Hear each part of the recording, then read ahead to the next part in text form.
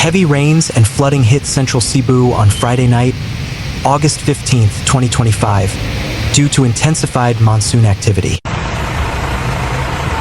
They caused severe floods that submerged roads from knee to neck deep, stranded motorists, paralyzed traffic across cities, and forced families out of their homes. The deluge, which began late Friday, swamped major thoroughfares and riverside communities, with reports of houses damaged, vehicles swept away, and residents wading through dangerous currents to reach higher ground. In a report as of 7:51 a.m. Saturday, August 16th, the Cebu City Department of Social Welfare and Services, DSWS, recorded one family in Barangay Paknaan whose home was totally destroyed by the flood. In Barangay Paknaan, Mandaue City, a 24-year-old man died after he was swept away by floodwater. Authorities said Jeremy Bolingket and two minors tried to save a taxi from being swept away. The attempt to save the taxi ended in tragedy after the man was swept away by raging flood. Bolingket's body was recovered in the same barangay. The Mandaue Health Office and City Social Welfare Services reported that 1,246 residents from various barangays were evacuated due to heavy flooding. In Cebu City, almost 300 families were evacuated when water rose chest deep.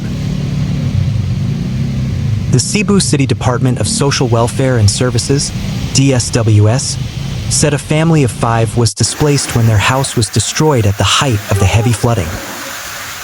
DSWS Chief Portia Basmayer said 85 families in CDO Riverside Barangay Paknaan Central were evacuated and another 149 families in CDO Tumoy in the same barangay also transferred to an evacuation center. According to the Philippine Atmospheric, Geophysical and Astronomical Services Administration MCTAM, 23 millimeters of rainfall in just 48 minutes was recorded when heavy rains poured between 10:30 and 11:30 p.m. on Friday. The amount of rain poured at the time was equivalent to 9 Olympic-sized swimming pools of water per square kilometer, the State Weather Bureau said. 5 individuals were affected, and the city government has committed to providing food packs, meals, and P20,000 in financial aid. DSWS Chief Portia Basmayer said additional families from riverside areas were also affected. At Barangay Paknaan Central, at least 42 households, 85 families or 304 individuals. In Riverside and 56 households, 149 families or 495 individuals. In Tumoy were evacuated after floodwaters rose inside their homes. The victims were temporarily sheltered at a gym near Cebu City Medical Center, CCMC. Oh my God, ang baskitan! Perting puno as tubig! Basmayer noted, however, that many evacuees were expected to return home once floodwaters subsided. In Mandaue City, floodwaters reached waist-deep levels at the approach of the Marcelo Fernan Bridge on the Mandaue City side, prompting authorities to close it to vehicular traffic around 1:45 a.m. Saturday.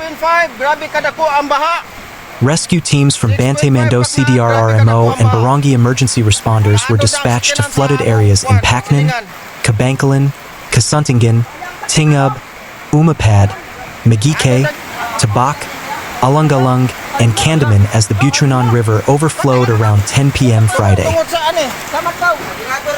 In Barangay Paknaan, residents posted videos showing strong river currents sweeping away a taxi and a multicab. On social media, a resident, Nicole Florencandia, pleaded for assistance as neck-deep floodwaters entered their community. This is the current situation in our area because of the heavy downpour, and the flood has already reached neck-deep. That even our last farewell to our loved one was affected.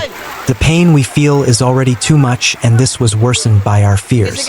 Please, help us overcome the difficulties and pain that we are now experiencing. In Cebu City, the Guadalupe River rose close to overflowing, while Sapangdacu reported severe flooding.